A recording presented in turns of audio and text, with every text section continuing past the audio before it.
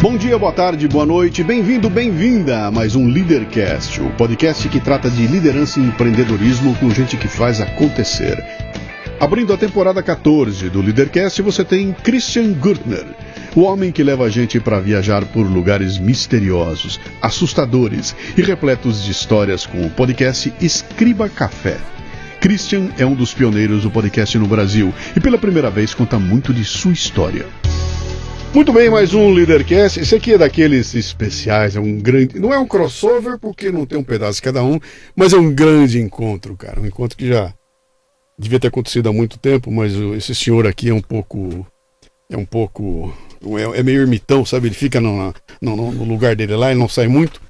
Mas a gente andou trocando umas ideias aí e aconteceu a grande oportunidade. Então, muita gente me escreveu pedindo esse encontro, tá? Uhum. Sugerindo, leva ele aí. Eu falei, uma hora dessa acontece e quando acontecer a gente vai ser uma curtição. Então, o programa começa com 3 perguntas, que são as únicas perguntas necessárias que você não pode chutar. O resto você pode chutar à vontade, mas essas 3 tem que levar muito a sério, né? Seu nome, sua idade e o que é que você faz? Meu nome é Christian Gürtner, tenho 38 anos e o que é que eu faço?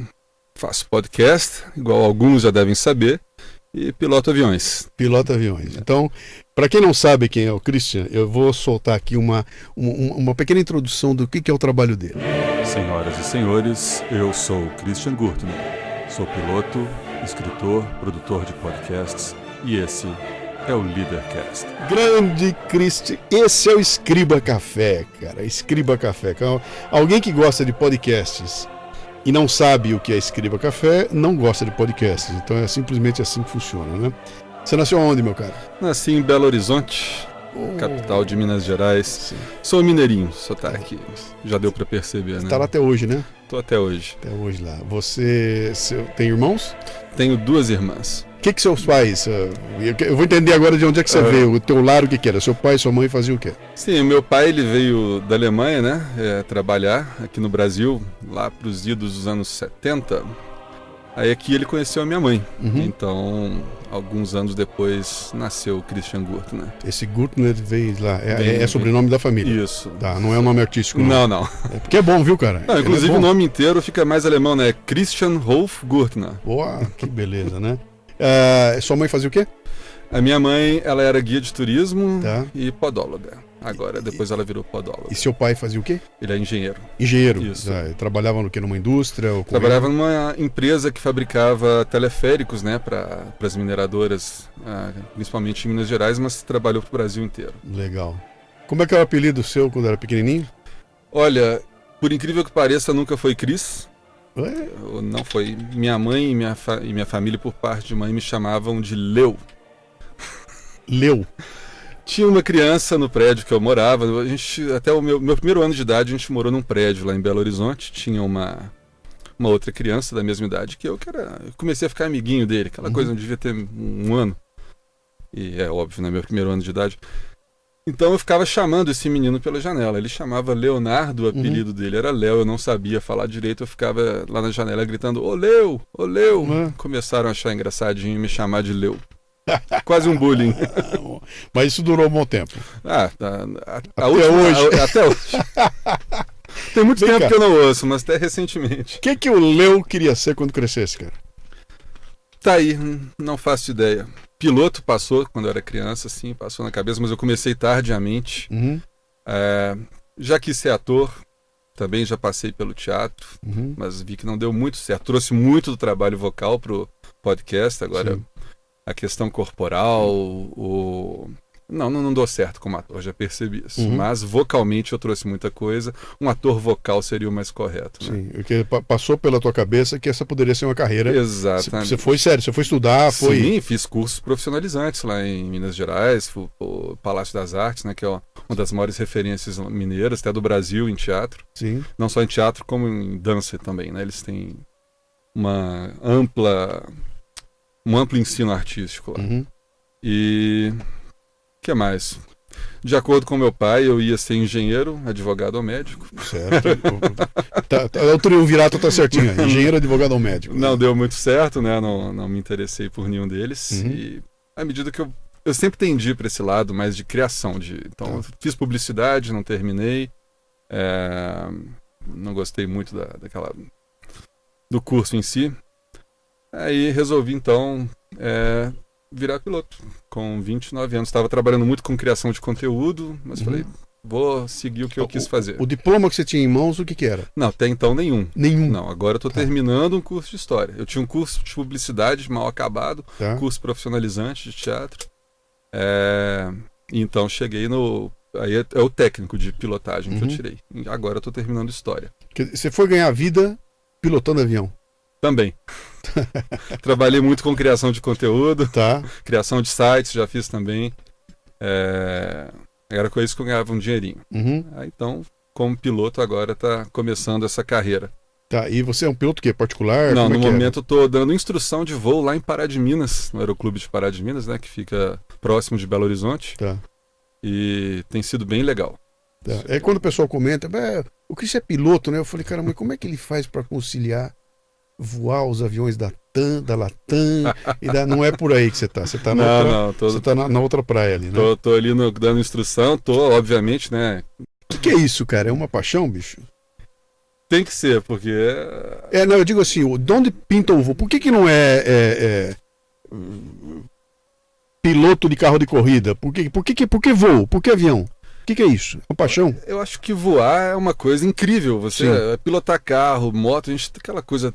O ser humano é terrestre, né? Sim. Então você não... Tem gente que ama carro, que ama moto, mas a hora que eu penso em voar, você olha para aquilo. O ser humano sempre olhou para aquilo e falou, que coisa. Só que aí a hora que você começa realmente a trabalhar com isso, a hora que você começa a fazer os cursos, aí a coisa muda um pouco. Voar não é tão mágico. Mostra uma coisa difícil, estressante, que exige muito da pessoa, muito estudo, inclusive. Aí já separa aquele negócio de é só sonho ou a gente vai seguir em frente para conseguir isso aí. Deixa eu cutucar essa parte do sonho um pouquinho, né? Eu quero saber o momento sabe, aquela hora que você fala assim, bom, tem que fazer algumas escolhas na vida e eu vou escolher dedicar meu tempo de vida para voar. Onde é que está esse momento dessa definição? E como é que ele chega? Então, o primeiro foi quando eu tinha 17 anos que eu comecei a fazer escondido o curso de piloto, né? Eles davam 2 meses grátis da aula teórica lá em Belo Horizonte. Comecei a fazer, porque vai que dá, né? Aí acabou o curso, a parte grátis. Agora tem que pagar e é muito caro. O curso teórico na época era bem caro no lugar que eu estava. E aí eu fui até o meu pai. Tô querendo ser piloto. Não deu muito certo, não. E o alemãozão, como é que foi? Não, vai fazer faculdade e tal.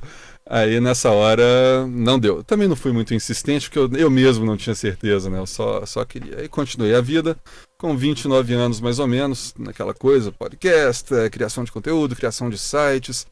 Eu pensei, quer saber? Cansei. Aí chutei o balde e fui lá começar a estudar de novo, só que dessa vez já não precisou muito da aprovação. E então, a partir de então fiquei. Né? E o Escriba Café até que diminuiu um pouco desde essa época, né? O Escriba Café tem essa característica, né? Ele tem aquela coisa do quando vem o novo, eu não sei, quando vier eu vou querer baixar, mas quando vem a gente não sabe, mas nós vamos chegar ali, né? A gente vai chegar ali, né? Muito bem. Vamos para a raiz do Escriba, cara. Quando é que o Escriba... Quando é que essa coisa de... Eu não sei se era podcast, no meu caso não foi. Eu começo com um programa de rádio e vai se transformar em podcast lá na frente, né? No teu caso, como é que foi isso? Então, aí agora, isso eu já sei responder mais cronologicamente, porque a questão da aviação e tudo mais, eu mesmo não entendo como foi. Eu vi que você estava desconfortável para contar isso. Eu mesmo não sei, porque eu não sei, foi tudo muito... Sim. Agora o podcast não. Podcast, certo dia eu sentei com o Luciano Vivacqua, um dos artistas mais completos que eu conheço lá em Belo Horizonte. Ele hoje trabalha com dublagem. Mas naquela época a gente fazia teatro junto. Vamos começar a gravar uma rádio online. Eu tinha um teatro, um site que tratava de teatro, distribuía textos de peças teatrais clássicas, né, para quem precisava estudar. E esse site tinha até certo movimento. Aí a gente, vamos gravar uma rádio ali falando de teatro. A gente chamava de rádio online, a gente não conhecia o termo podcast ainda. Só que, em essência, era um podcast. A gente gravava colocava no site, a pessoa ia lá, clicava play e ouvia a hora que quisesse. Era o streaming. Exatamente, mas não era ao vivo. A pessoa clicava play e ouvia. O meu começou exatamente assim, tá? Aí, depois de um tempo, começou a permitir o download, porque a gente colocava o arquivo lá, a pessoa baixava, mas tinha aquele problema, né? Baixar e tal, ou então até o próprio streaming, né? Para a época, era o que? 2004, 2003, 2004? Era muito pesado para a conexão. Sim. Não era todo mundo que tinha banda larga. Sim. Então a gente fazia aquilo ali meio que de brincadeira, mas ao mesmo tempo como conteúdo desse site. Com periodicidade, com nome, com desenho, como é que era? Chamava A Voz do Teatro. E isso era porque a gente usava a introdução da Voz do Brasil. Sim. E a hora que a gente pegava aquele formato clássico, né, a voz, e a hora que ia falar do Brasil, a gente cortava e vinha a voz do Luciano e falava do teatro. Aí com isso, a gente fez... Mas tinha periodicidade? Tinha periodicidade, acho que era mensal que a gente fazia. Não era tão fiel, mas não era dia certo, mas um por mês saía. E vocês estavam fazendo por curtição? Curtição, a gente tinha esse site, falei, vamos ver se dá certo, vamos ver se vai gerar audiência isso. Era aquela curtição, mas também como teste, né? Porque se funcionar, é óbvio que a gente vai investir nisso. Aí passa-se o tempo, aparece o tal do Adam Curry, né? Então tem feed, tem isso, tem aquilo. E nessa época eu já estava ensaiando o Escriba Café. Eu tinha feito um blog, eu achei inclusive outro dia, eu não vi que eu ainda tinha essa conta no Blogger, né? Eu entrei lá, eu achava que o Escriba Café tinha começado em 2005. A hora que eu entrei no Blogger, eu estava vendo as publicações antigas lá, 2004, falei, esse tempo todo eu comemoro errado o aniversário do Escriba Café. Sim. Só que esses eram episódios que nem existem mais, tanto que oficialmente o Escriba Café começa no episódio número 7. Por quê? Porque os outros foram bobagenzinhas que eu gravei, era um ensaio mesmo. Aí chegou o Adam Curry. Podcast. Então quer dizer que para ser podcast você tem que criar um feed. Sim. E eu não sou técnico, eu não sei fazer nada disso. Aí começou a aparecer os sistemas que faziam isso automaticamente, que era o WordPress, né? Mas antes do WordPress tinha um específico para podcast que eu comecei a usar. E daí para frente foi desenvolvendo. Tanto a Voz do Teatro, não. A Voz do Teatro por algum motivo parou, a gente não fez mais, mas o Escriba Café seguiu em frente. O que era o projeto do Escriba Café? Ele nasce como o quê? Nasce como uma forma de divulgar o meu nome para eu vender um livro que eu tinha escrito na época. Acabou que o livro ninguém mais sabe que existe. Existe o livro? Existe. Como é que é o nome do livro? Chama A Cidade dos Milagres. Tá. Mas é mais ou menos. O próximo que está em produção, esse aí eu vou recomendar melhor. Usarei o espaço aqui para indicar o próximo. Vamos nessa aí. Mas então você cria um programa em áudio para divulgar o teu nome, para vender um produto que você tinha na mão. Exatamente. É mais ou menos a minha linha, tá? Eu criei o meu para divulgar o nome do Luciano, para que as pessoas contratassem as palestras do Luciano. Então ele vai ao ar sem nenhum compromisso de dar nenhum retorno, a não ser que as pessoas me escutem meu conteúdo e eu quero saber mais desse cara aí, né? Mas você nasce sem compromisso com periodicidade, como é que ele nasce? Nasce como um projeto, nasce como se der deu, o que era aquilo? Então, eu não sei te dizer exatamente o que passava na minha cabeça, mas eu lembro que a hora que me apresentaram, esse podcast é assim, e eu comecei a ver, gente, não tem nesse mundo, que era bem pequenininho na época, né? Sim. Dava para contar nos dedos quantos podcasts tinham. Todos falavam de tecnologia. Sim. Não tinha exceção. Sim. Aí depois surgiu até o Rosso Pomodoro, que era um podcast, esse podcast eu adorava ele, do Vito Andolini. Mas eu falei, quer saber, eu vou gravar uma coisa que eu gostaria de ouvir. Aí me passou história, mistérios. Eu tinha um livro da Reader Digest, chamava O Grande Livro do Incrível, do Maravilhoso e do Fantástico. Eu acho que eu me lembro desse livro aí. Talvez eu tenha falado na ordem errada. Eu me lembro desse livro. Mas esse livro, ele cercou minha infância, né? Era uma época que não tinha internet, a casa do meu pai ficava numa área mais isolada, então não tinha aquela coisa de sair andando pela cidade. Era uma área mais verde. Ela era Belo Horizonte? Belo Horizonte. Tá. Tem Nova Lima, lá em Belo Horizonte, que é uma cidade diferente, só que faz parte da grande Belo Horizonte. Lá morava meu pai, que ainda mora, né? E eu morava lá com ele.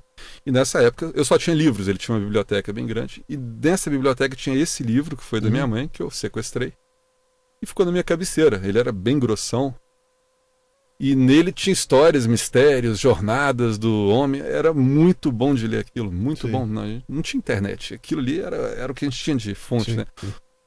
Aí eu comecei a usar muito dele. Todas essas histórias que eu li nele, que teoricamente eram reais, né, supostamente, eu comecei a usar para fazer o Escriba Café. Você vai ver que vários episódios do Escriba Café tem exatamente esse tema lá nesse livro. Só que ele nasce com essa ideia, vou contar histórias.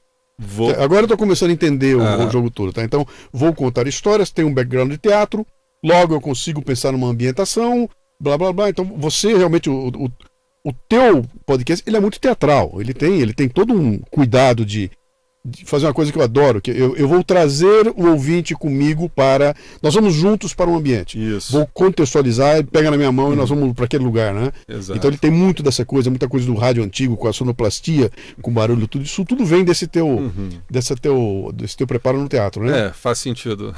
Sim. Mas obviamente eu trouxe isso do teatro, mas é uma coisa que eu gostaria de ter. Que eu gostaria de ser um ouvinte disso. Mas você ouviu isso em rádio? Você tem uma história de ouvir, da audição desse tipo de coisa que te impressionou, te influenciou? Não, desse tipo eu não tinha nada. Foi exatamente a partir daí que eu comecei a desenvolver algo que eu queria ter. Tá. Então, eu via muito aqueles programas mais humor, né, que tinha muito na época na Jovem Pan, aquele Homem Cueca, que era... Sim. É que você é muito novo para ser o cara da radionovela, entendeu? Isso. Que lá, quando você volta para os anos 40, 50, isso estava lá. A radionovela tinha toda essa coisa mágica, né? De eu vou botar o cara andando, você vai ouvir o barulho do cara andando, aquela sonoplastia de rádio. O Léo Lopes, que é um maluco que ama isso aí, né? Que é você recriar com instrumentos aquele som que ambienta você. Mas você é novo demais, você não pegou aquela época, né? Não, obrigado. Mas é verdade, cara. Velho sou eu, que ainda peguei um pouquinho daquilo, né?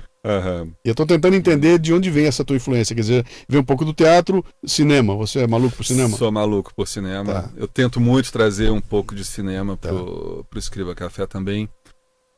Eu acho que eu misturo bastante. Teve uma época que eu era bem mais teatral. Para quem acompanha há mais tempo, vê que o Escriba Café ficou um pouquinho menos teatral, mais documentário e menos cinema, né? Você mudou até a impostação da voz. Basicamente. Isso aí. Mas isso aí já foi mais natural, não foi proposital, assim. E com isso eu cheguei hoje a esse formato, que é mais documentário, mas ainda mantém toda essa teatralidade, os efeitos sonoros. Eu quero a pessoa ali comigo. E é uma coisa que eu gostaria de ouvir. Ainda não cheguei aonde eu realmente, eu quero ouvir isso. É difícil, né? A gente vai aprendendo aos poucos. Mas tô caminhando. Falhando na periodicidade, mas caminhando. Isso é uma coisa que o pessoal, todo mundo fala aí. Vamos falar um pouquinho disso aí. Eu sou o teu oposto, cara. Eu sou um relógio, bicho.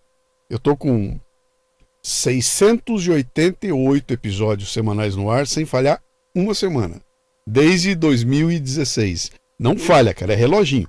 E pra mim essa coisa de manter a periodicidade, pra mim cara, quarta-feira, 00:01, pode ligar lá que o programa vai pro ar, né? E quando não dá pra ir por algum problema, eu fico doente, né, cara? Então, é meio que um toque, né? Você não tá preocupado com isso aí. E eu nem acho que isso é ruim. Pelo contrário, cara, acho que você cria um buzz.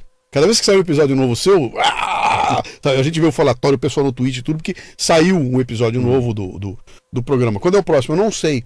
E acho que aí tem um charme nessa história do não sei, né? Você lida com isso de que forma? Porque me parece que você quer ter a liberdade criativa de eu vou fazer a hora que der, quando eu tiver com o saco para fazer e tiver a liberdade para poder fazer, que aí vai sair uma obra do jeito que eu quero.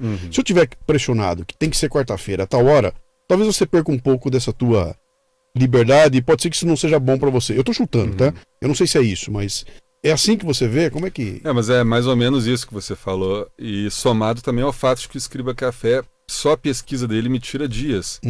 E infelizmente, ultimamente, eu não tenho tido dias para dedicar ao Escriba Café. Sim. Tô dedicando bastante, o novo site saiu agora, pretendo a partir do ano que vem colocar uma periodicidade melhor, talvez quem sabe até 2 por mês, bem difícil, mas a gente está planejando isso para chegar lá. Mas essa questão da liberdade de criação é a principal. Se você coloca, vai sair um Escriba Café semanal, eu tenho que parar tudo agora, vai ficar 1 ano sem soltar Escriba Café nenhum, porque nesse 1 ano eu vou estar produzindo. Sempre que o tempo é juntar os episódios, aí eu vou conseguir soltar semanalmente. Tá. achar o tema, um tema que vai despertar aquela paixão dentro de você, que você vai criar o podcast com paixão, isso aí faz toda a diferença. Eu já peguei um tema uma vez, tem que soltar o podcast, tem 2 meses que não sai um podcast, vamos fazer um podcast. Qual tema? Peguei qualquer um. Gravei, comecei a editar no meio da edição, juro pra você, eu parei, joguei tudo fora. Eu já fiz isso também. Nunca foi ao ar. O pessoal me cobra, você tem que fazer mais musicais, porque os musicais são épicos e tudo mais. Eu falo, cara, eu só consigo fazer um musical quando me toca. Não, porque você tem que... Faz Black Sabbath. Eu falo, cara, o Black Sabbath não faz parte da minha vida. O Queen faz. E aí eu faço um programa do Queen que é uma loucura, né? Porque eu tô completamente vendido e emocionalmente conectado com aquilo. Então, cara, vai sair coisas que eu me surpreendo com o que acontece, e só acontece porque tem essa conexão. Quando eu pego uma coisa que não tem a conexão emocional, sai bem feitinho, tecnicamente tá bem feitinho, mas não tem ali o algo mais, que é o que faz toda a diferença, né? E com você deve ser parecido. Sim, com certeza. Se não desperta a paixão, você vai ver no podcast, você consegue diferenciar um tema que eu sou extremamente apaixonado por um tema que eu só tenho certa paixão. Sim. E de um tema que eu não tenho paixão nenhuma. Esse você não vai ouvir porque eu não coloco no ar. Eu mesmo vejo durante a edição, eu começo a ver, gente, que porcaria. É um locutor, exatamente. locutando o texto de um terceiro, né? Exatamente. Eu sei perfeitamente o que você está falando, cara. E tem uma mágica que nós estamos com o microfone aqui na frente.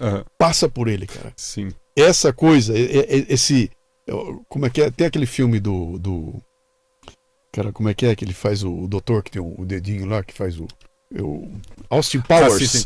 Lembra que ele perde o mojo? Cara, eu perdi meu mojo e eu tenho que procurar meu mojo, né? E eu acho que nós estamos falando disso, cara. É o mojo. O que é o mojo? É essa tal dessa energia que eu não sei o que é, eu não consigo ver, mas eu entendo perfeitamente quando você tá com mojo e tá sem mojo, né? Se eu não tiver mojo, vai sair um programa tecnicamente bem feito, mas ele não é aquele que vai arrancar o coração da pessoa para fora, né?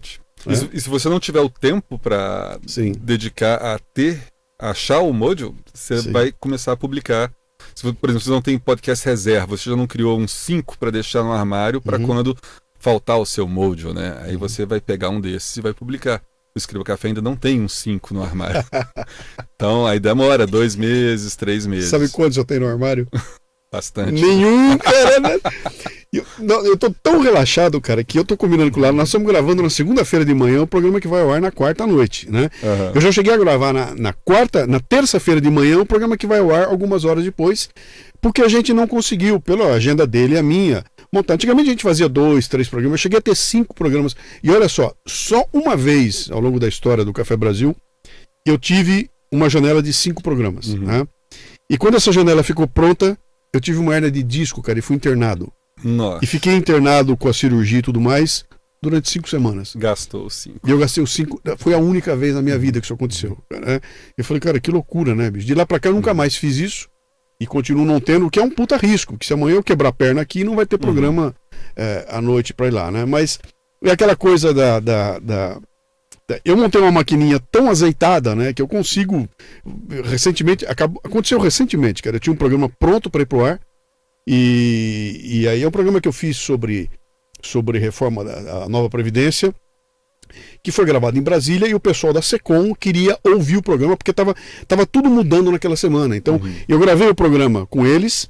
E ao longo da semana, até o programa ir para o ar, aconteceram várias sessões na Câmara e houve mudanças importantes ali. Então eles falaram, cara, antes de ir para o ar nós temos que ouvir, porque talvez a gente tenha falado no programa uma bobagem que já caiu, né? E a gente foi com o programa até no dia de ir pro ar. Quando deu 7 horas da noite, o programa ia ao ar meia-noite, os caras me ligam e falam, bicho, porque tá mudando tudo. E aí, às 7 horas da noite não tinha programa. Liguei pro Lalá, veio pra cá, ele veio correndo e nós conseguimos fazer um programa em algumas horas pra pôr no ar. Mas aquela loucura que precisa de um planejamento um pouco maior. Mas também, eu só faço essa loucura porque tá montado pra poder reagir rapidamente assim, né? Mas essa é a ideia. Vamos falar um pouquinho mais dessa tua esquema de produção aí. Você faz sozinho o programa? Sozinho. Tudo. Você vai pesquisar, escrever, locutar e editar. Sim. A edição também? Edição também. Você é mais louco que eu pensava, então, cara. Né? E a edição, você veio da onde essa ideia de editar, cara? Então, de lugar nenhum. Eu gravei e precisei editar. Aí entrei na internet. Como editar? Baixei um aplicativo. Nem lembro qual foi o primeiro que eu baixei, mas fui aprendendo. Uhum. Até quando eu cheguei no Vegas, que era um que eu gostava bastante, né? Aí foi ali no Vegas que eu comecei a desenvolver bem a técnica, Sim. comecei a estudar um pouquinho mais a edição para fazer melhor. Foi ali que começou a fase de ouro do Você Escriba lembra do Café. programa? Qual foi o programa que... Você lembra qual foi? O primeiro programa, não. É. Eu lembro que teve um programa que eu fiz que foi quando o Escriba Café realmente começou a fazer um certo sucesso no meio podcast, né? Que não era um meio muito grande na época. Que foi um que eu fiz sobre a Catedral de Colônia. Tá. Que eu não estava na Catedral de Colônia, eu gravei em casa, obviamente, com o microfone meia boca. Só que na edição eu escrevi um roteiro como se eu estivesse dentro da catedral. Ainda fiz uma brincadeira, né? Na época eu fumava, eu abri meu zipo, fingi que eu estava acendendo um cigarro e fiz a voz de um segurança lá, falando que é proibido fumar em alemão. Aí editei para ficar aquela reverberação de catedral, etc. Aquilo ali, o pessoal acreditou que eu estivesse lá na igreja, começando, que massa, você gravou de dentro da catedral? Não. E a hora que eu falei que não era de verdade, aí que gostaram mais ainda. Nossa, um podcast com efeitos e tal. Sim. Era algo raro. Aquela época ali o pessoal estava descobrindo o podcast. Ainda, isso é uma né? característica que o podcast brasileiro tem e que é muito diferente dos americanos, né? Porque você pega os grandes sucessos americanos, o cara é um cara falando e dane-se, né, bicho? Blá, blá, tá no ar assim, na vinheta, dali pra frente, vamos conversar. Vamos falar, né? Sim. É legal, eles têm um negócio que ajuda muito, que eles têm uma... Eu acho que o idioma inglês, junto com a voz, ele dá uma coisa que eu não sei se isso é real ou se é a minha formação de cinema, sabe? De entrar no cinema e a vida inteira tá com aquele inglês ouvindo aquilo. E agora quando vem, aciona os mecanismos de memória que quando eu escuto, eu falo, pô, que legal, né? Pode ser qualquer cara, cara, que legal, né? Como o cara é direitinho. Mas o brasileiro não, o brasileiro é colorido, né, cara? A gente vem com... Quero muita cor, eu quero som, eu quero... A edição brasileira é uma edição que realmente chama a atenção dos caras, né? Sim, tanto que teve uma época no início que tinha gente que não gostava do Escriba Café, obviamente, falava que minha voz era muito monótona, era muito... Como é que eles me chamaram? Alguém me chamou de Buzz Lightyear. Eu falei, então tá bom. O meu tem um que diz que eu falo com um ovo na boca. O cara tem um ovo na boca, ele fala com ovo. Pô, não gosta da tua voz. Eu falo, bicho, então vai procurar um que você gosta, né? Que não me enche o saco, né? Tem gosto pra tudo e hoje em dia tem podcast pra tudo também, tudo, né? Isso é bom. Exatamente, né? E fala uma coisa pra mim, você... Em algum momento, eu consigo entender o podcast como a tua curtição, o filho que você constrói, o livro que você lançou, o desenho que você fez, etc. O podcast é isso, é uma obra que você termina, põe no ar e, pô, fiquei satisfeito, que legal, ganhei uma baita satisfação, né? E essa sensação que dá, é um parto cada episódio. Eu imagino que seja, né? Em algum momento, você conseguiu enxergar o podcast como, isso pode ser um negócio? Eu posso viver disso de alguma forma? Você chegou a pensar nisso em algum momento? Sim, o Escriba Café, eu tenho ele como objetivo disso. Ano que vem o projeto é trabalhar mais essa questão profissional do Escriba Café, trazer, talvez, quem sabe, a periodicidade tão desejada, né? 2 por ano. Mas o podcast é, sim, um meio de fazer negócio muito interessante. Isso aí não tem como negar. Você está com um patrocinador nele? Já botou alguma vez? Os patrocinadores são os próprios ouvintes. Tá. Então, eu recebo muito apoio dos ouvintes. Eles têm acesso a conteúdo, um pouquinho de conteúdo exclusivo só para eles, através de uma newsletter. Conteúdo exclusivo só para eles. Mais uma coisa para cortar aí. Tranquilo. É assim que a gente fala. É assim que se fala no dia a dia, né? Então é isso. Aí os ouvintes estão ajudando bastante. Já teve alguns patrocinadores, né? A Sony Pictures já fez um anúncio lá com um filme na época da Somália, eu acho. E tiveram mais 2. Volkswagen foi no do teatro. Que chega como? Eles que procuram. Tá. Eu não tenho esse lado consigo de correr atrás de patrocinador. E também não tem ninguém fazendo para vocês. Não. Então, normalmente, quando tem, é eles que procuram. Estão interessados em fazer isso. Eu acho que o Eduardo Salles, ele tem uma agência também que faz isso, se eu não me engano. Foi o que me procurou. O Dudu também conversou comigo uma época, fazer alguma coisa para a Sony. Exatamente. Então, Só que eu não fiz. Ele não me escolheu. Escolheu você, não me escolheu. Isso aí você resolve com ele depois. Vou trazer ele aqui, vou dar uma dura nele aqui. Não, mas ele também, no ano seguinte me procurou também na mesma época, né? Mas aí já não rolou também e por aí vai. Então é isso. Se me procura, aí dá certo, mas Vou ter que começar a procurar também, né? Pegar uma consultoria com o Café Brasil. Vamos, vem aqui. Aqui tá aberto para você, né? Você chegou a pensar já num business plan para isso aí? Você já tá... Agora eu vou pegar. Esse programa aqui é sobre liderança e empreendedorismo, tá?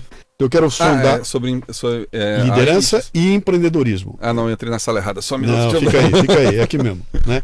Você chegou a pensar no teu business plan, você consegue enxergar? Hoje eu consigo enxergar. Então, onde eu quero chegar com o Café Brasil? O que ele vai ser lá na frente? Estou trabalhando para isso, devagarzinho. Quando eu começo a juntar as peças, eu falo, estou indo no caminho. Vai demorar um pouco, mas eu vou chegar lá, né? Você já tem isso em mente? Você já conseguiu desenhar alguma coisa? Você sabe o que você quer dele lá para frente? Sim, eu estou fazendo mais um brainstorm ultimamente, né? Tem 2 pessoas me auxiliando aqui de São Paulo, inclusive. Eles eram ouvintes do Escriba Café, começaram a trabalhar junto com o Escriba Café nesse tempo todo. Eles dão ideias, agitam as redes sociais quando precisa. Então esse pessoal está junto aí. E junto com eles agora a gente está elaborando uma forma de transformar o Escriba Café em negócio. Só que ainda a gente está na fase de idealização, né? Nada muito definido do que vai ser a longo termo. Em curto prazo é isso que a gente está planejando. Fazer o Escriba Café quinzenal e correr atrás de patrocínio, mas aí já não vai ser minha área, né? E continuará sendo um programa que conta histórias. Exatamente. Você criou, parece que mas é só não confundir, porque tem muita gente que fala conta histórias, acha que é história de ficção, não é? Sim. O Escriba Café sempre foi baseado em histórias reais. História real, do mundo, dos mistérios, etc. Inclusive tem alguns, eu não sei se você conhece o Hardcore History, é um programa, é um podcast americano, cujos episódios têm 3, 4, 5 horas de duração. São episódios assim gigantescos. O Dan Carlin é o nome dele. E ele é um historiador, porém, que olha com a história com outros olhares. Então ele te conta de um jeito, a história que você já está careca de saber, só que ele te conta de um jeito que você fala, cara, eu não tinha a menor ideia que essas coisas podiam acontecer, né? E é um podcast onde o cara liga e é ele e a voz dele durante 4 horas. 4 horas o cara é a voz dele. E aquilo cara, é hipnotizante, porque a hora que ele começa a contar e você vai vendo aquele... Então tem uma coisa assim do storytelling que faz parte do ser humano, que a humanidade sempre evoluiu assim, então acho que você está num caminho certinho, especialmente quando você fala que eu vou contar histórias reais de coisas que acontecem aqui, né? Aliás, tem um programa teu que para mim é o preferido. 2 são os que eu mais gosto, né? Que um é o do Jack o Stripador e o outro é do Shackleton. Você não olhou na minha sala aqui, mas você vai ver a hora que sair daqui a coleção de livros que eu tenho sobre o Ártico e a Antártida, e os livros do Shackleton estão ali, né? Não vi. Cara, adorei. Fui para lá, cara. Eu fui pro Polo Norte, cara. Eu fui atrás, né? E o do Shackleton me pegou numa época interessante. Você fez o Shackleton em 2006. Não, 2016. 2016 é o teu programa. Em 2000,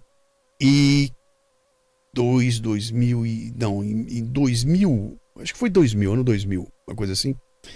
E eu fiquei sabendo, eu já era alucinado por essa história, e estou na internet e descubro que no Museu de História Natural de Nova York haveria uma exposição sobre Shackleton, né? Cara, eu pego um avião, fui trabalhar nos Estados Unidos, virei minha viagem inteirinha para terminar em Nova York e fui pro Museu de História Natural. E eu botei a mão no James Caird, cara. Eu botei a mão nele. Eu pus a mão nele. Para quem não sabe do que eu tô falando, é o barco de onde o Shackleton conseguiu sair navegando com 3 caras dentro de um barco, né? E eles levaram na exposição tudo que eles tinham. Então as fotografias originais, os objetos, a roupa, e tava lá, e tava o James Caird numa sala toda escura com ele original? Ali. O original. Tá lá ele lá, original, bonitinho. E você chegava nele lá, então eu pude botar a mão nele, eu não posso descrever o que foi o momento em que eu botei a mão nele, mas eles botaram um negócio ali interessante, que eles fizeram o seguinte, eles colocaram ali um instrumento lá, como é que chama o instrumento? Não era um astrolábio, era um sextante, né, na época, né? Eles colocaram um sextante fixo e fizeram um céu projetado, e o céu é projetado como se o barco estivesse no mar. Então a projeção ela vai dançando como o barco. E os caras te dão as dicas e falam assim, ó, você tá com o sextante na mão, e a estrela é aquela. Acerta o barco na estrela. E ali você vai entender o que foi para aqueles caras, cara, navegarem para chegar na ilha com aquela distância toda, acertarem o caminho, tinha tudo para errar, no mar daquele jeito, e o cara conseguindo acertar o sextante. Na hora que eu vi aquilo lá, eu falei, cara, é impossível, cara. A chance desse negócio dar certo é nenhuma, né? Exatamente. Mas a história deles é maravilhosa, eu sou maluco por aquilo. O dia que você botou o programa no ar, eu falei, cara, viajei, cara, foi muito legal. O livro que eu li, que foi a fonte principal do podcast, é incrível. Eu esqueci o nome do autor agora, mas chama A Viagem de Shackleton, eu acho. Incrível a Viagem de Shackleton, alguma coisa assim. Aqui, esse autor, que eu tenho que lembrar, você vai pesquisar depois, coloca lá no seu show notes. Vamos ver se eu não tenho aí, se bobear eu tenho ele aí. A forma como ele conta essa história, a minha vontade era nem de eu escrever um roteiro, a minha vontade era de pegar aquele livro e ler. Sim. Ler o livro página por página até o episódio ficar pronto. Mas por motivos óbvios não o fiz, né? Mas ele escreve muito bem, muito bem. Então eu sempre indico esse livro para quem fala, o episódio do Shackleton é o meu preferido, pega esse livro e lê. Eu não contei nem metade dos detalhes que ele passa nesse livro. E era um livro que eu lia, nunca fiz isso na vida. Passava a página, ficava extremamente nervoso e dava ansiedade. A hora que via, conseguia vencer alguma coisa, nossa, eu torcia. Incrível, incrível. Teve um outro livro que eu tive uma sensação parecida com essa, que foi O Perfume, que eu lia e sentia os cheiros que o Suskind, né, o Patrick Suskind, ele narrava de certa forma os cheiros que o personagem estava criando, ou que ele sentia, que eu começava a sentir aqueles cheiros. E isso aí, estava perguntando de influência do Escriba Café, isso aí tem bastante. Imagina. De tentar passar a algo literatura, assim, né? Essa coisa da literatura, o que você está falando é disso, né, cara? É um cara que tem a capacidade de, pela escrita, mexer com as emoções da gente lá, né? Exato. E como é que você transfere por aqui, né? Então, pô, o jeito que eu ler, cara, a hora que eu vou ler, eu tenho que ler com a emoção genuína. Por isso que você falou, quando eu pinto o Mojo, é irresistível, cara. O cara vai chorar comigo, porque ele sabe que eu tô com o olho cheio de lágrimas naquela hora, né? Eu não sou um ator profissional que tô aqui fingindo, eu tô sentindo aquilo, né? Você não é aquele locutor que foi contratado para ler o texto que alguém escreveu, que às vezes você nem concorda, você criou aquilo ali. Se eu estiver indignado, eu vou passar a indignação aqui. Exato. E ela é genuína, né? E acho que isso não tem dinheiro que pague, cara. Isso explica por que você escuta duas coisas parecidas, né? E fala, cara, por que essa aqui me pega e a outra não pega, né? Eu escrevi um texto, acho que até botei no podcast um tempo atrás. Por que quando eu chego no auditório Ibirapuera e vejo uma apresentação do Conceição, como é o nome dele? Eu não sei. Conceição, vou ter que cortar essa parte, do Calbi Peixoto. Por que quando eu chego no auditório Ibirapuera e vejo uma apresentação do Calbi Peixoto e ele canta Bastidores, eu choro? Entendeu? Eu já vi tanta gente cantar Bastidores, cara, e cantar muito bem. Por que quando é o Calbi eu choro? Né? Porque, cara, vem dali vem história, vem verdade, vem emoção, vem tudo ali de um jeito que cara, eu choro naquele momento, né? Tem uma composição ali que esse é o meu... Será que eu consigo passar? Será que eu consigo passar pelo microfone, cara? E é muito legal quando os caras dão um retorno, bicho. Eu fiquei arrepiado, eu chorei naquele momento, eu senti o susto que você sentiu, porque a gente conseguiu transferir sem recurso de imagem, cara. Isso que é o grande lance, né?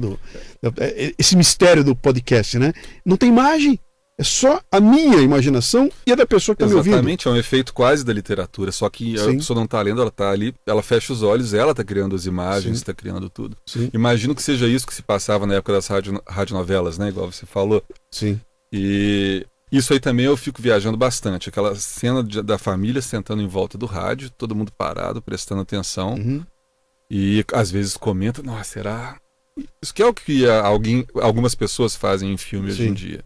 E é uma coisa interessante você pensar hoje, porque hoje não tem mais família reunida assistindo alguma coisa. Até porque tem um programa para cada um da família, tem uma tela para cada um da família, cada um está num canto e juntos eles não estão mais fazendo a curtição. Eu acho até que isso explica um pouco, né, do que esse novo mundo que nós estamos vivendo agora, sabe?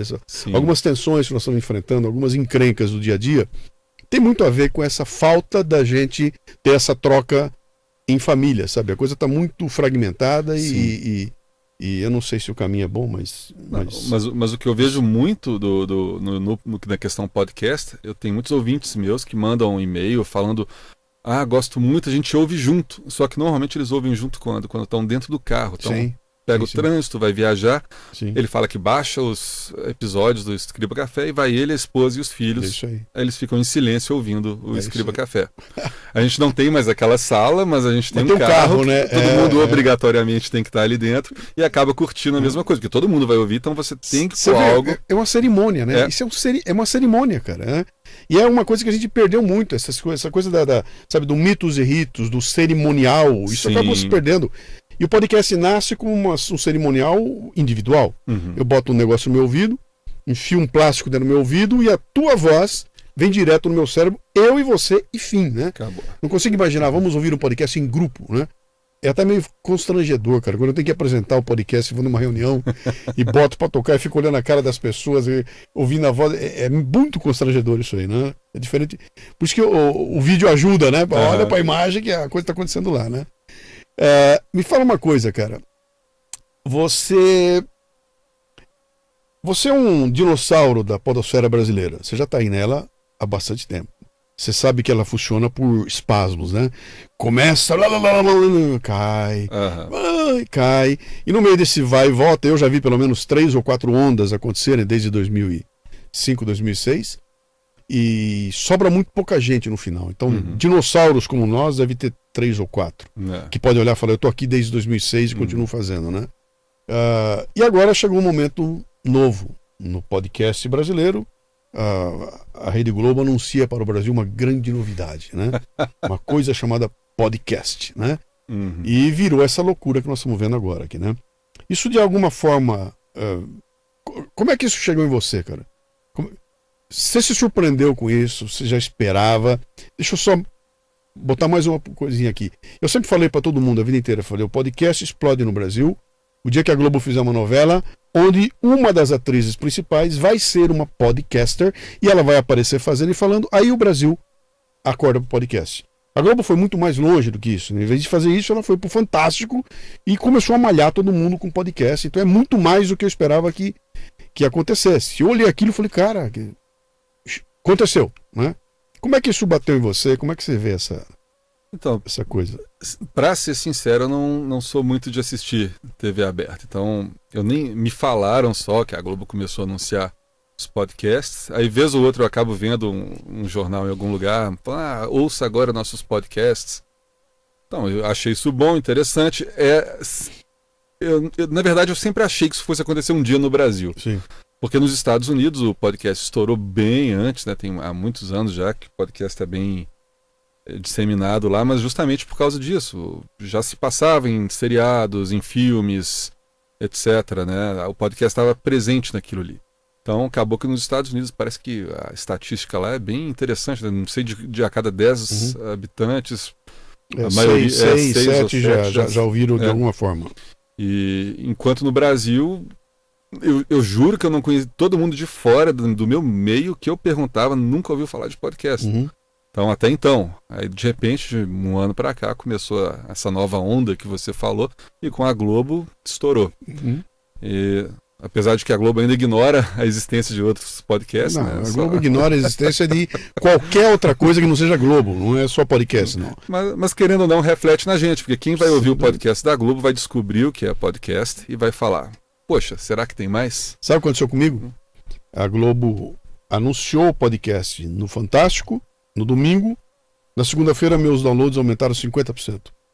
E na terça-feira eram 50%, e na quarta-feira eram 47%. Aí ela foi pro Jornal Nacional, fez mais bagunça e eu subi. E eu tenho hoje, acho que 30% a mais de downloads do que eu tinha antes. Ela nunca tocou no meu nome, nunca falou em Café Brasil. Mas só pelo fato da pessoa começar a procurar podcast, eu acho que deve ter acontecido com todo mundo. Então foi muito bom para a podosfera como um todo o fato desses caras entrarem e popularizar o termo, né? Tá todo mundo brincando aí que esse aqui é o ano, né? Esse é o ano do podcast, né? Igual foi ano passado, igual foi... Esse aqui tem esse componente esse da teve Globo, algo né? diferente. Mas teve uma cena até interessante que eu publiquei no Instagram do Escriba Café, inclusive eu estava vendo um capítulo do Blacklist, né? Seriado que eu gosto muito, inclusive. Sim. Tem uma cena lá, o início de um dos episódios começa com o personagem ouvindo no fone de ouvido e um toca-fitas. Com toca-fitas. Com toca-fitas. Aí a outra personagem entra, o que você está fazendo? Ele, estava ouvindo um podcast. Você sabe o que... Aí ele começa a explicar o que é um podcast. Aí ela interrompe e ele fala, todo mundo sabe o que é um podcast. Aí eu pensei assim, eu acho que ela não veio no Brasil, né? Mas aí ela olha e fala, mas ninguém ouve podcast de toca-fita. Ele gravava os podcasts na fita. Na fita e punha no aparelho. Foi o que deu a entender, né? Mas isso aí já mostra como que lá nos Estados Unidos é outra história. Não, podcast lá, todo mundo, eles já fazem piada com isso, né? Como que você não sabe? Cara, eu fui num evento lá grande sobre palestrantes e teve 2 mesas de podcasts e os caras se sentaram ali. Não era um evento de podcasts, era um evento de palestrantes, porém teve 2 mesas só sobre podcast. E lotou a sala, que era uma sala preparada para 30 pessoas, tinha 180 pessoas lá, né? E ali deu para ver claramente a importância que os caras dão naquilo e como ali você, com meia dúzia de coisinhas, você faz um negócio. Você monta um business com dinheiro, entendeu? O dinheiro entra para patrocinar. Apareceu um cara lá com um podcast com 3.000 downloads, que é um número extremamente baixo, sabe? Especialmente nos Estados Unidos, e com patrocínio da Dunkin' Donuts, cara. E os caras, como é que alguém consegue ter patrocínio de uma empresa desse tamanho num podcast de 3.000 downloads? E a resposta do cara foi, você quer saber quem me escuta?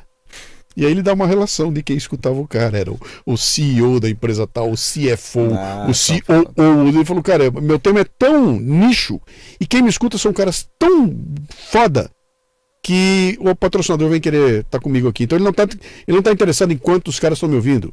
Ele está interessado na qualidade da audiência. Esse é o grande lance, que é onde eu tenho batido muito na tecla, né, cara? A qualidade de quem me escuta é muito mais importante do que a quantidade de quem me escuta. E tem uma escolha no meio do caminho.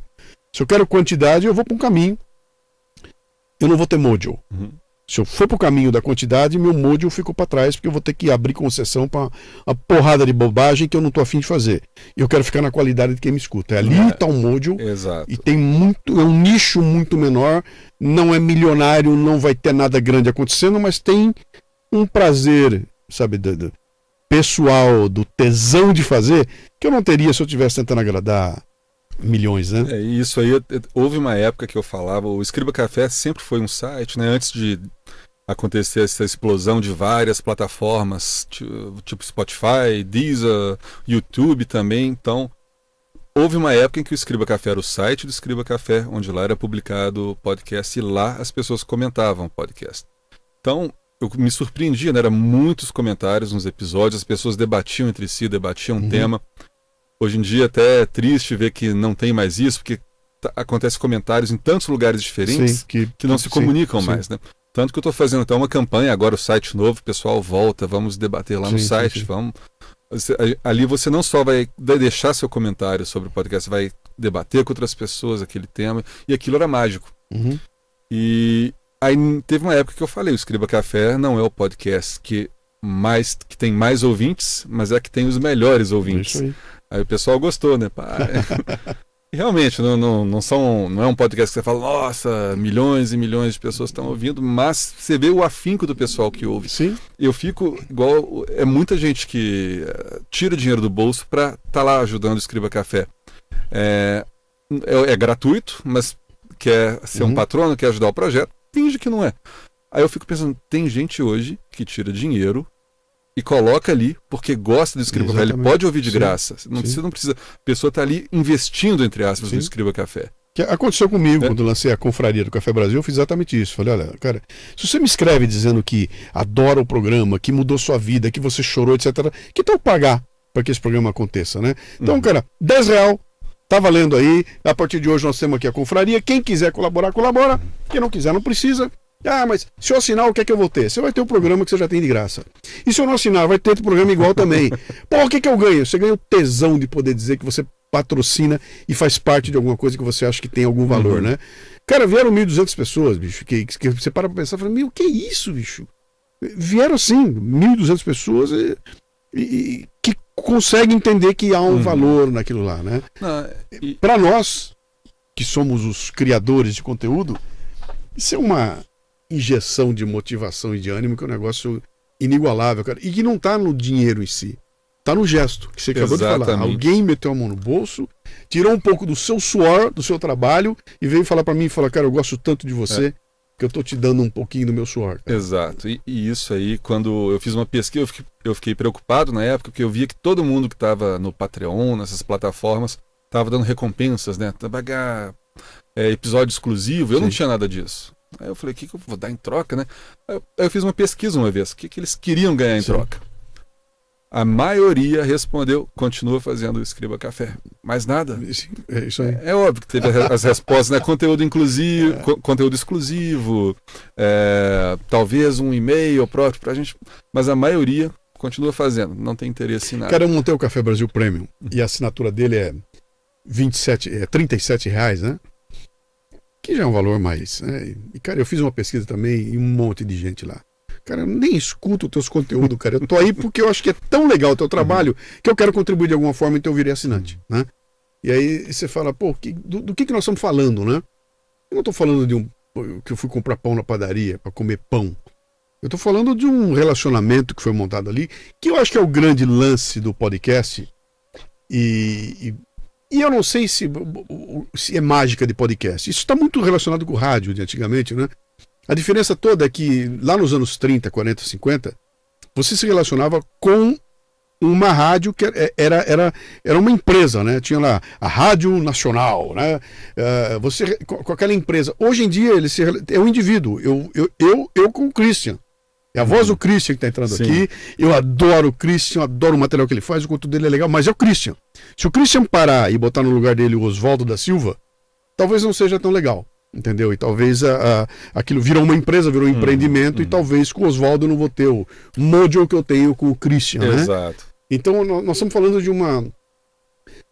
uma coisa interessante que é uma conexão individual que eu tenho com quem produz e quem escuta, e que vai muito além de simplesmente passar um conteúdo pelo microfone aqui para o cara ouvir do outro lado lá. Exatamente. Cara, né? Tá se construindo outra coisa aí. Tá, e eu fico tentando descobrir que coisa é essa, porque ainda a relação com o ouvinte, por exemplo, teve um ouvinte que uma vez que mandou uma mensagem, eu estou terminando o ensino médio, ouço seu podcast, alguns anos depois, estou acabando a faculdade e ainda te ouço. Sim. Recentemente chegou um e-mail, tá trabalhando na firma aqui, já apresentei seu podcast para todo mundo. Sim. Gente, isso aí é fantástico, você está fazendo parte da vida da pessoa. Faz uma conta, cara, vem cá, faz uma conta aqui. Se nós estamos aí no ar desde 2006, né? E nós estamos em 2019, são 13 anos. 13 anos. Um cara de 30 anos que nos escuta hoje, ele tinha 17, cara.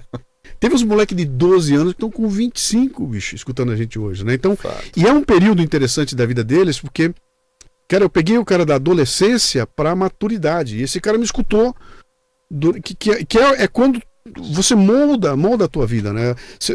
As músicas da tua vida estão nesse período, os filmes da tua vida estão nesse período, né? Então a gente está impactando as pessoas num momento de formação de caráter ali e do repertório que vai ficar pro resto da vida. Cara, isso é sagrado, bicho. Eu fico arrepiado. Exatamente. Você está formando opiniões, está de alguma forma estimulando a pessoa de uma forma ou de outra, né? Mas está ali, a pessoa está te ouvindo, está crescendo com o que você está passando, ainda mais você que tá ali com a academia. Sim, o fitness intelectual. O fitness intelectual, isso aí tá afetando as pessoas de forma que a gente não imagina. A gente tem ideia, a gente sabe que tá, mas no fundo a gente não faz ideia como que a pessoa tá se desenvolvendo através dessa relação que a gente cria. E a gente também pode parecer que é uma via de mão única, né?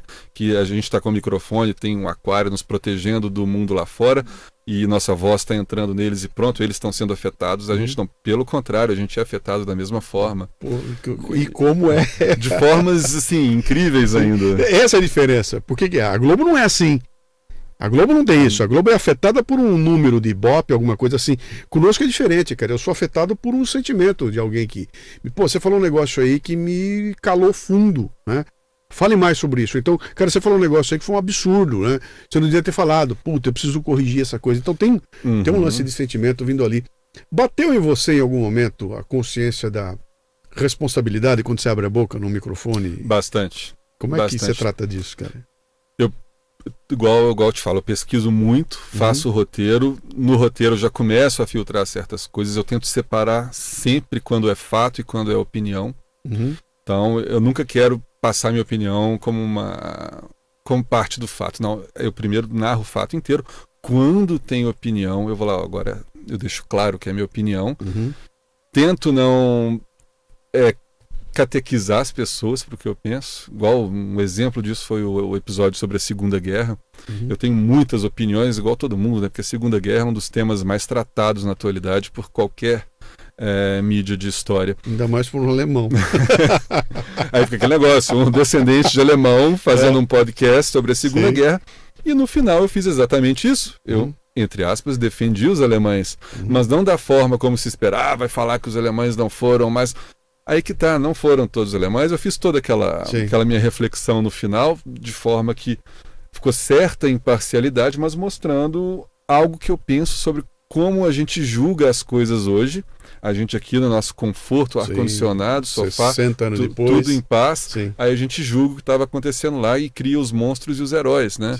E em toda guerra eu não consigo achar herói em guerra, eu só vejo monstro. Então, porque não tem como, você vira ali, só que se você se colocar naquela época, naquele marco referencial que aqueles pesquisadores que eu citei no episódio falam, se você consegue entender o que estava acontecendo, o que as pessoas estavam passando ali, aí você já vai ver o contrário, você só vai ver santos na guerra, só vai ver vítimas na guerra, de ambos os lados. A Hannah Arendt escreveu um livro, A Banalidade do Mal, que foi uma porrada, né? Porque ela vai lá para documentar o julgamento de Nuremberg, e lá no julgamento, ela escreve um livro onde ela coloca os caras, que o cara não é um monstro que estava lá, era um burocrata, era um funcionário burocrata, obedecendo ordens. E talvez, se fosse comigo, eu estaria fazendo o que ele fez ali, né? Porque o mal é uma banalidade, né? E compreender isso, nesse ambiente que a gente vive, cheio de todo mundo nervoso, né? Tá complicado. Agora vai ficar bom aqui. Esse cenário político que nós estamos vivendo aí, o Brasil nos últimos 5 anos, cara, acho que é desde 2013, né? Ele virou uma loucura, né, bicho? Todo mundo virou uma doideira, um contra o outro, é uma doideira aqui. Você, na teoria, faz um programa que deveria passar ao largo disso, porque você está contando história, cara. Eu estou contando história, no máximo, era quando você chegar no final da história, se você der uma opinião ali, você vai determinar. Você foi atingido por essa loucura de extremos, de um lado contra o outro, nós contra eles, e chegou em você? Bateu no teu podcast? Deu uma batidinha por questões quando eu fiz comentários pessoais em Twitter ou alguma outra rede social. Não foi o programa em si, não foi o programa a em rede si, social. Sim. O programa em si eu tento ficar alheio a isso, porque infelizmente a gente não pode mais abrir a boca que é chicoteado. Sim. De qualquer lado, inclusive, né? E na rede social, uma vez, quando teve o impeachment da Dilma, eu acho que foi... Que aí eu coloquei um comentáriozinho lá, tchau, querida. Aí um monte de patronos, um monte de ouvintes, tchau, querido. Parou de foram embora. Assim. Gente. Aí tá. Então, outro dia eu fui fazer um haul, né? Que é um mini podcast que eu faço paralelo ao Escriba Café. Aí eu fui falar alguma coisa sobre a situação do Brasil atual, inclusive, né? Que tá muito polarizado, isso aí. E essa coisa de sempre. O primeiro comentário que chega... eu achava tão bom quando você estava alheio à política e fazendo só seu podcast. Então a gente está vivendo muito cala-boca, né? Se você tiver uma opinião que não é igual a do outro, o outro vai falar para você, cala a boca. Cara, eu sofro pressão que foi uma loucura, porque eu fui fundo, né? Além de eu abraçar a causa toda, a partir de 2014, eu além de abraçar a história toda, que é comentar a questão política toda, eu me posicionei, eu disse que eu ia votar, eu fiz podcasts falando, eu vou votar por causa disso, foi um horror, né, cara? Eu lancei o podcast da eleição do Bolsonaro, quando eu declaro que eu ia votar nele lá, eu perdi 30% dos ouvintes, assim, em um mês, 30% foram embora, né? E sofro apanho que nem um maluco aí, com um monte de confusões que estão acontecendo. E eu não consigo muito compreender uma mente que curte o teu trabalho e fala, por causa do negócio que você falou, agora eu não te curto mais. Viu, Cristiano? Não vou ouvir. Adorei, hein, cara. Até hoje eu era teu ouvinte, ouvi tudo que você fez, acho teu podcast fantástico, tudo, mas você falou aquilo e agora eu não gosto mais, tô indo embora. Cara, quem perdeu com isso? E o aquilo que você falou foi não foi um ataque, foi simplesmente... Deu uma opinião. Exatamente. Cara, eu gosto de verde, não gosto de azul. Isso, E agora, porque você falou que não gosta de ver, eu não ouço mais você. isso pra mim é ditadura. As E pessoas ficam falando. Quem perde, cara? O cara que perdeu. Eu não sou eu que perdi. Eu não perdi, cara. É um ouvinte que chega, um que vai. A vida da gente é assim. Agora ele perdeu. Eu abro mão de ouvir um negócio que era legal, porque o cara é um idiota, porque ele não vota na pessoa com que eu vou votar. Não divide. Isso aí não, as pessoas não separam isso hoje. E, na verdade, até a gente está falando aqui, quantos ouvintes já estão caindo? Já deve ter gente xingando, é fascista, aquela coisa toda lá. Mas acho que é um processo de amadurecimento esse, da sociedade como um todo.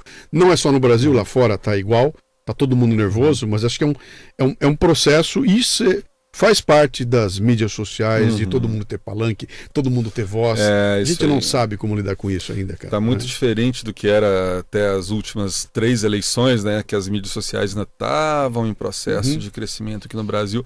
Essa última, todo mundo tinha Instagram, todo mundo tinha Twitter. E só piora, né, cara? Agora com esse negócio do fake news e tudo, só piora. Nós temos que tomar muito cuidado, viu, cara? Eu tô aqui bailando, cara. Porque eu fiz uma coisa que eu falei o seguinte, cara, eu vou deixar a minha opinião pessoal mesmo, como indivíduo, Luciano, tá no Facebook. Lá eu sou o Luciano, né? Lá vem lá, eu vou xingar, vou bater, vou brigar tudo. No podcast eu já sou um pouco menos, embora esteja a minha opinião, mas eu não sou tão enfático como eu sou na mídia social. Mas sobra porrada pra todo lado, cara. Bom, mas... sobra. Esse é o Brasil. Eu esqueci de citar, você perguntou se não afetou o Escriba Café. No outro dia teve uma discussãozinha no Twitter, quando eu fiz o episódio sobre a democracia, né? Democracia, que chama. Aí nesse episódio, no final tem uma reflexão também, mas em momento algum foi para um lado ou para o outro. Eu só fiz a reflexão que estava na época de eleição. Então as pessoas precisavam ter consciência de que o voto delas, não só para presidente era importante, mas o que eles vão colocar no Congresso é tão importante quanto, que o presidente não consegue fazer absolutamente nada sem aquele pessoal ali, para não falar outro nome. Então, é o que está acontecendo com o presidente hoje. Sim. Ele não está ajudando aquele pessoal ali vai derrubar ele. Não estou defendendo nem falando, não quero entrar nesse mérito aqui para não... Mas é nessa hora que a gente vê a importância de colocar aquele pessoal lá do Congresso ali. Então, todo mundo olha para o presidente. O presidente que tá... a culpa dele. A culpa é dele, é ele que é bom, é ele que é ruim. Ninguém está olhando para o lado mais importante. Ninguém. Então, o Bolsonaro, ele fala um monte de asneira mesmo, é um boçal. Mas, gente, vamos olhar ali. Vamos olhar para o Congresso. Ali que está o governo. Aí fiz uma reflexão assim. Pronto, saiu o comentário. Nunca imaginaria que o Escriba Café ia dar palanque pro Bolsonaro. Não, entenderam que aquilo foi palanque para o Bolsonaro. Essa carapuça serviu, porque em momento algum eu pensei nisso, eu me abstive de qualquer ideologia que eu tivesse, qualquer ponto do espectro político que eu tivesse. Isso vai entrar para a história, cara. Isso é um case para entrar para a história brasileira de como é que um termo, sabe?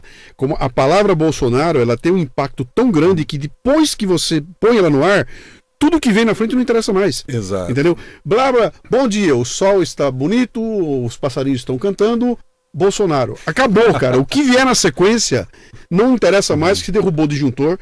Dali para frente, se o cara ama, tá tudo bem. Se o cara odeia, não interessa mais. Cara, eu tô num contexto, não quero mais saber de você. Falou o nome dele. E por falar o nome, dali pra frente tá tudo o horror. Bom, são extremos que nós, como produtores de conteúdo, vivemos nele. Então o cara me escreve, não fala de política, faz só teus programas de música que tá muito legal. Eu falo, cara, eu vivo num mundo que tem política, cara. O que tá acontecendo lá tá me afetando meus ouvintes, e eu tenho obrigação de botar a minha opinião aqui. Você falou um negócio importante aí, quer dizer, não é pra catequizar ninguém, e eu faço eu tenho um puto esforço de dizer, cara, a minha posição é esta, tá? Eu não estou falando isso aqui para te convencer, eu estou contando qual é o meu olhar. O meu olhar é esse. Não vou te enganar. Meu olhar é, eu sou mais conservador, mais liberal, e vou fazer uma análise nesse sentido. Você não é. Você tem que ser isento. Eu não sou isento, cara. Eu tenho um lado, bicho. E no meu programa, que é um programa de opinião, eu vou botar o meu lado, né? Porque você devia levar o outro lado também. Não, isso aqui não é um programa de entrevista.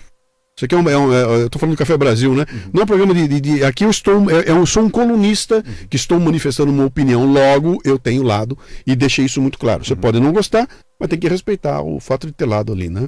O que eu queria colocar para você é que Isso está exigindo de nós, como formadores de opinião ou como formadores de conteúdo, uma ginástica gigantesca. Porque se bobear, cara, nós estamos nos autocensurando. Sim. Eu já me peguei mais de uma vez. Eu tô terminando um texto, cara, eu não posso escrever isso. Diariamente. Não posso botar, porque se eu botar, os caras vão me detonar. Uhum. Eu não posso usar isso aqui, que se eu usar, o resto do texto perde. Já cheguei a fazer um programa inteirinho com o texto do Olavo de Carvalho, e eu só contei que o texto era dele quando terminei o programa. Tem um programa inteirinho, eu chego no final, bom, o texto que você ouviu é do Olavo de Carvalho, que se eu tivesse dito no começo, a turma não escutava na sequência, né? E, Você cara, deve ter ganhado uns tapas nesse não, eu ganhei de montão a vida inteira, né? Mas toda hora eu faço isso, eu falei, inverto, falei, não vou contar quem é, ou eu vou fazer eu vou falar de alguma coisa que está acontecendo e não posso mencionar em momento algum que esta coisa tem alguma ligação com alguma ação que foi feita no governo. Sim. Porque se eu disser, ó, o bem feito que foi feito aqui não tem mais valor nenhum porque veio da mão daqueles caras lá, né? A questão do autor das coisas hoje em dia Sim. também, o pessoal está dando mais importância do que o próprio conteúdo. Isso aí, fizeram um teste uma vez com... Eu não sou uma pessoa muito religiosa, né? Sou ateu. E uma vez eu li um texto falando, olha essas filosofias de vida, e começaram. Bonito mesmo, muito bonito, muito, como se diz, lógico, né? Obviamente a gente tem que fazer isso. Aí no final, tudo que você leu agora foram trechos da Bíblia. Sim. Não, é a questão, tanto na religião quanto na política, se você tiver uma forma mais fanática de ver assim, né? Vamos falar fanático, porque é isso que eu enxergo hoje em dia. Você vai ignorar tudo que você poderia estar absorvendo de bom, você vai deixar de absorver. Sim. Porque, foi tal pessoa que falou, foi tal livro que escreveu. Então... É o que a gente está vivendo hoje. Você me perguntou o que você acha da política. Eu acho isso, a gente está cego. Falou Bolsonaro, cegou, falou Lula livre, cegou. E isso é muito prejudicial. Eu só estou ouvindo os podcasts, só estou lendo os artigos de quem pensa igual a mim. Isso aí gera burrice. Sim. Porque se você já está ali lendo alguém que pensa e fala igual você não está ganhando nada de novo. Sim. Você está só reforçando as suas crenças, inclusive. Aí eu ouço, de vez em quando eu leio um artigo da Carta Capital, olha isso, sabe? Sai um artigo lá, deixa eu ler o que esse pessoal está falando, o que esse pessoal pensa. Tem artigos de esquerda que eu acho bem legais também, que aí já são, é uma esquerda mais central. Eu estou ali quase no centro, né? Se você for olhar esse espectro político, tombando um pouco para a direita. Eu fiz aquele diagrama de Nolan, né? Tem um teste que você faz, ficou 20% direita, 11% liberal, negócio assim. Ou o contrário, um desses dois. Mas irrelevante. Aí, se você fica só prestando atenção no seu lado, acabou. Você vai ficar naquilo ali pro resto da vida, não vai evoluir, não vai desenvolver. Até para criar a tua argumentação. Exato. Para combater aquilo. É isso que eu brinco com o meu esquema do fitness intelectual, é isso, né? Se você ouviu o programa, ficou puto e me escreveu puto da vida, eu ganhei. Entendeu? Porque a intenção era exatamente essa, cara. Eu quero te provocar. Eu quero provocar em você alguma reação. Se você escreveu para me detonar, eu ganhei porque era essa a intenção. E não vou entrar em discussão. Não vou ficar discutindo porque meu papel não é esse aí, né? Mas o Brasil está vivendo um momento que eu diria que é um amadurecimento demorado. Tá? A gente está 30 anos atrasado nessa história toda aí. E dói crescer, cara. Tem um custo desgraçado crescer. Dói muito. E acho que a gente vai ter que aprender muito com o que está acontecendo nesses dias aqui agora, sabe? E eu até brinquei, outro dia eu estava conversando com meu cunhado, com alguém, amigo meu, me falando não é meu cunhado não, era com um amigo meu essa semana passada, estava me contando dos problemas com um sobrinho dele ou com o filho dele, alguma coisa. Eu falei, cara, só tem um antídoto para isso. Qual é que é? É um boleto. Dá um boleto para ele pagar, e a hora que ele começar a pagar os boletos vai acabar a conversa toda, né? E o Brasil vai ter que sofrer isso também, cara. Resultado, deixa eu ver o resultado. Tem conta para pagar, algumas coisas estão começando a acontecer, tá entrando coisa no eixo, e a hora que essas coisas aparecerem, cara, o resto vira conversa. Aí se você é barbudo ou não é, cara, isso não interessa. Então, o que você tá trazendo para mim, né? Qual é o milagre? Sabe? Se você é Deus com cabelo, sem cabelo, barbudo, não interessa. Qual é o milagre? Quando isso começar a aparecer, eu acho que a gente meio que endireita e entra no caminho aí. Sim. Mas vai precisar de muita maturidade, cara, que eu acho que vai demorar um pouco para isso aí. Ainda vai ter muito quebra-pau. Vai sim. Meu caro, vamos caminhar aqui para os nossos finalmente. Você... O que vem pela frente aí, bicho? O que você tá armando aí? Você vai virar piloto? Piloto ou vai virar podcaster? tentar manter 100%. ambos, né? Ando estudando pra caramba, pro lado piloto também, né? Fazer seleções das empresas. Trabalho que eu tenho hoje é muito bom também, gosto, lá no Aeroclube. Nossa, parei que... tem mais água aí? Peraí. Acabou. Não pode deixar então. Só... Quer pegar uma? Ela vai pegar uma lá. Gente, fincou Aqui, uma só- coisa aqui agora. Não foi o Bolsonaro, não. Já deve estar sendo os olhares dos... Vão xingar a gente de montão É. aqui só por causa disso aí. Bom, e pro podcast, eu tô planejando isso, diminuir a periodicidade, aliás, né? Deixar quinzenal, Sim, como projeto de negócio mesmo, Escriba Café. sim. Esses são os planos principais. Conseguiu? Pronto. Obrigado. Obrigado.